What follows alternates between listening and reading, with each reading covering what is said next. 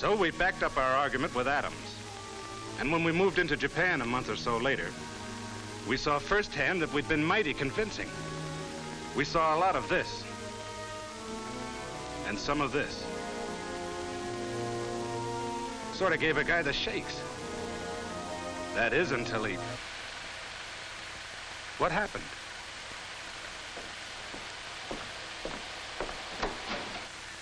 Well, that got the idea across. I'll have this gizmo fixed in a second. Then put on something easier to take. A rootin' tootin' western, with men fighting it out the old-fashioned way. Yeah, none of that atom business. Why not? It's our business. You saw what happened in Japan. What if it happened here? What would you men do? Well, that's easy. I'd go see a tailor. Tailor? Sure, have my uniforms altered. Have them cut to let my wings out. All God's children's got them, you know. I'd take music lessons. On the harp, naturally. Well, Nah, that wouldn't do. I think I'd... You tell us. Okay. Come on. Learn and live.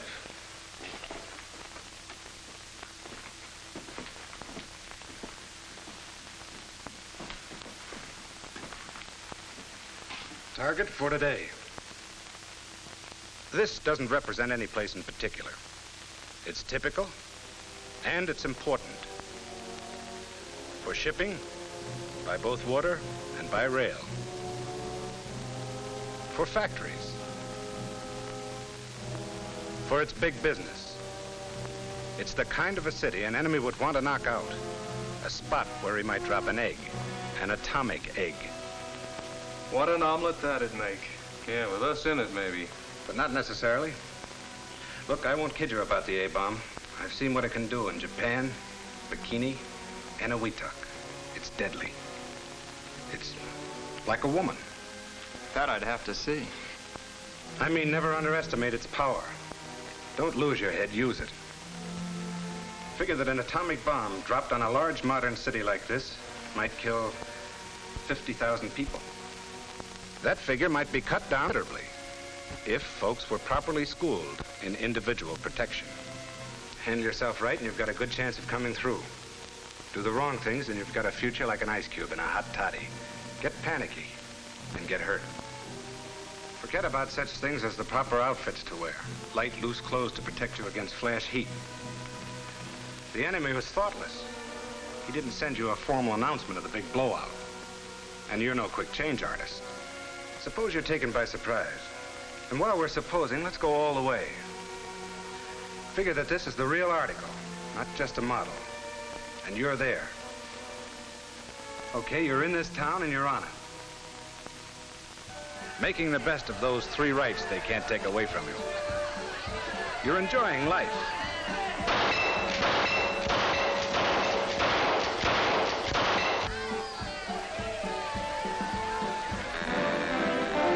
You're enjoying liberty.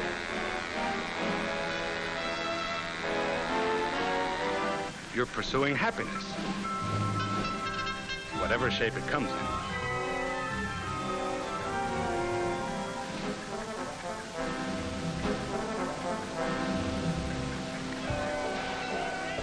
You're doing all right.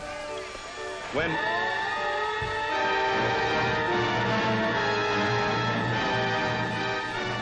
The other guy's around and he means business, so get going.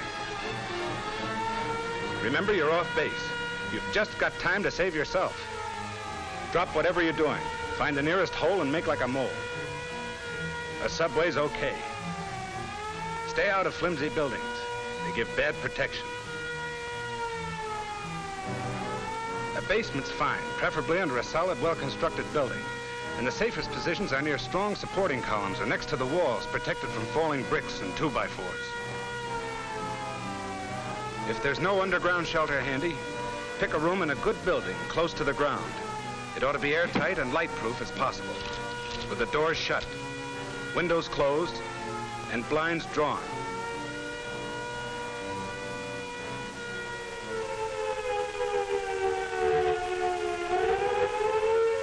Back in 1940, London survived a terrific blasting from the Nazi bombers. And one of the reasons was that folks did just what I'm telling you now.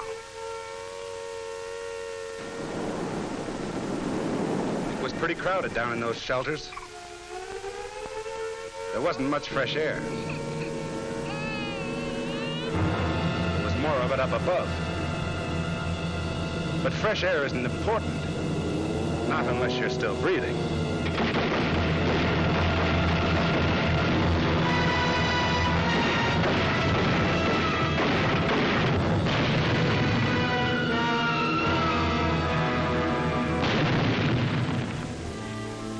Do what those people did, and you're on the right track. World War II bombs were cream puffs compared to what you may be up against. But the defensive measures are about the same. The blast of an ordinary bomb kills and destroys.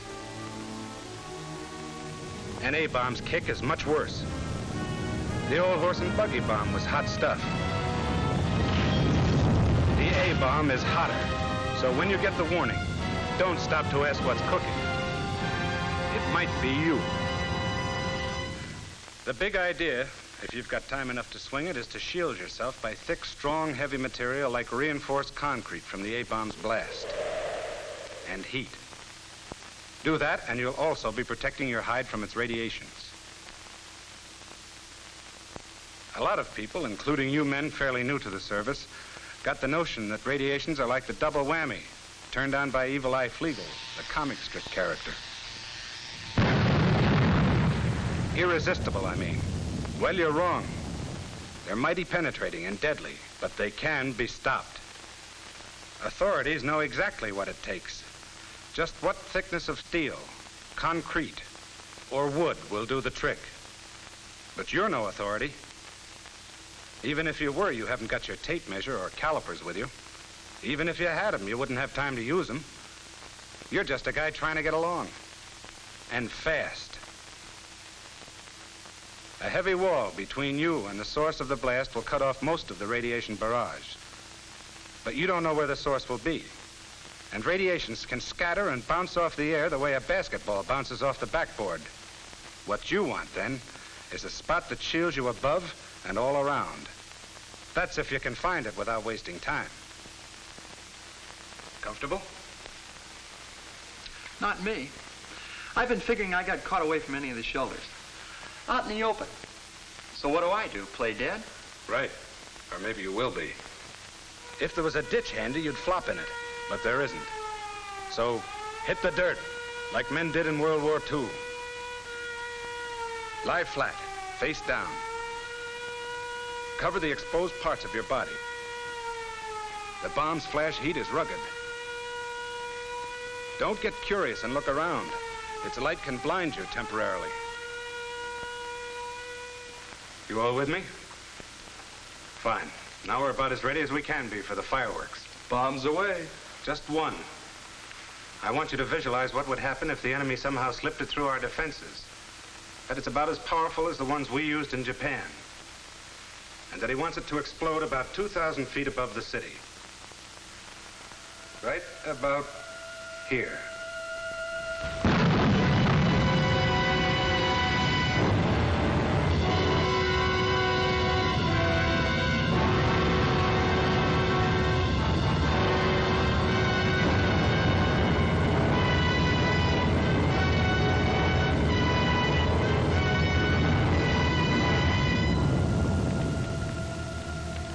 The spot directly below the blast, which we call ground zero, is just that, a goose egg, a lot of nothing.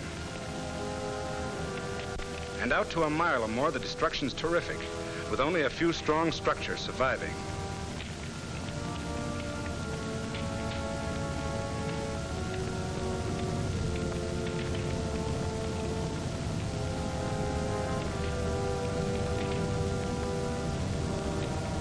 Damage naturally peters out from ground zero.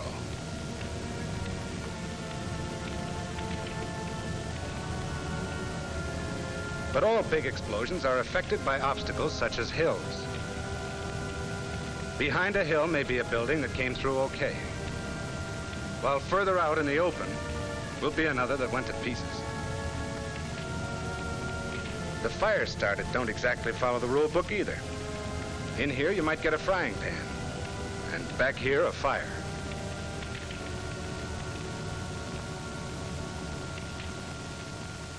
I've got a very messy picture. Me too. And where do we fit into this? You'd be all right if you found a good spot. Underground and reinforced concrete shelters give good protection close to ground zero. Yeah, but what about me? I'm the guy caught out in the open, stretched across Mother Earth's lap. How am I doing?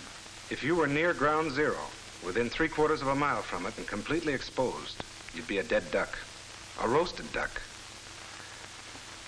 And you'd also get a fatal dose of radiation. So what? Any weapon, even a knotted club, might kill you if you're unlucky enough to be in the wrong place.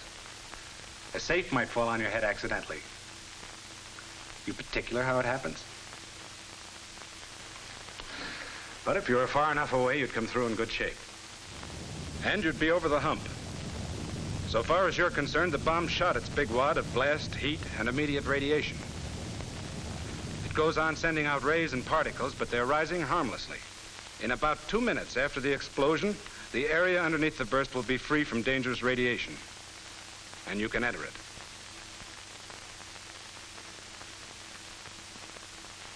You've probably got military duties to perform.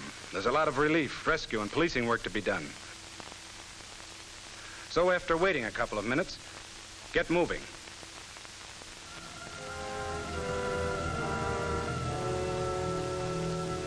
Okay, we survived that one. Now let's put ourselves on the spot again. Use our heads and our imaginations a bit more. Because maybe the enemy decides to set off a submarine bomb.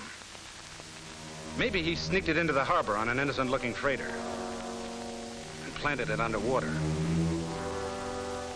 Authorities figured it'd have to be plenty deep for the bomb to do its worst. We're going to suppose it's deep enough. Now, chances are you wouldn't get any warning about this baby.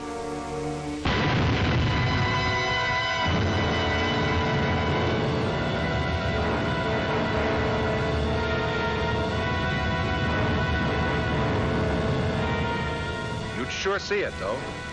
You wouldn't worry about being blasted or burned by a submarine explosion. But watch out for the fog and mist. It's radioactive, packed with poison, and it moves fast.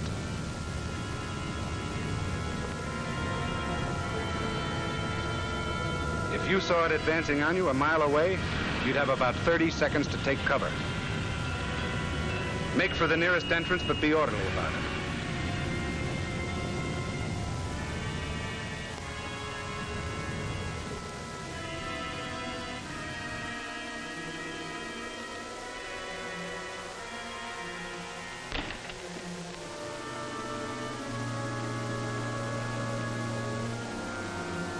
That fog has contaminated everything it touched with radioactive matter, which we'll call hot stuff, although it hasn't anything to do with its temperature.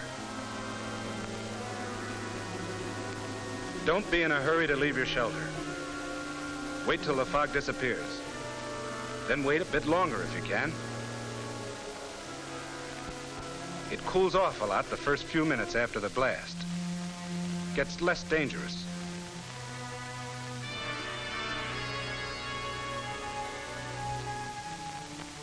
It'd be best to wait until the radiological defense men come around to tell you what to do.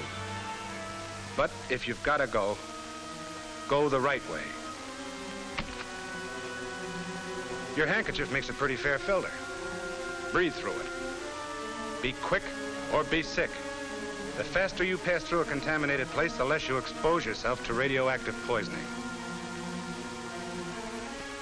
Move crosswind as much as possible. Take advantage of cover, of passageways protected from contamination.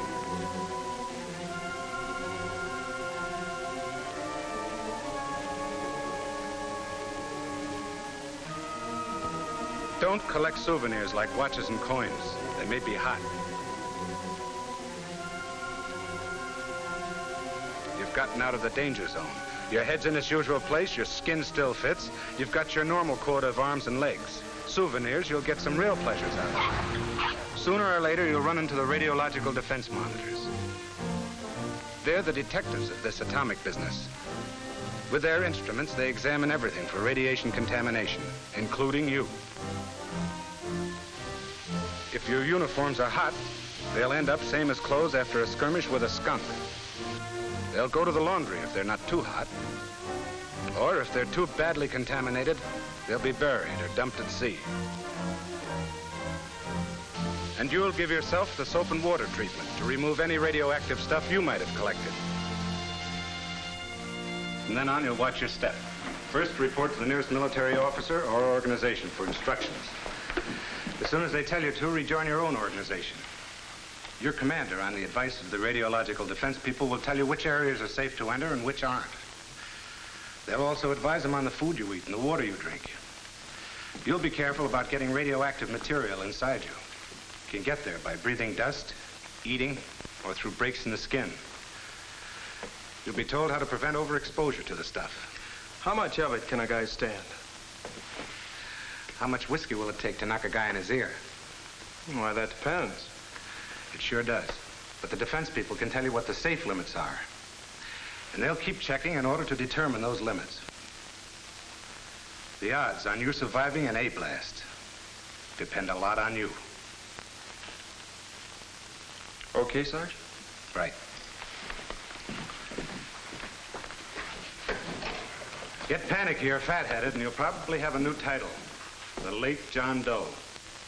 Which isn't exactly a promotion. Use your think tank.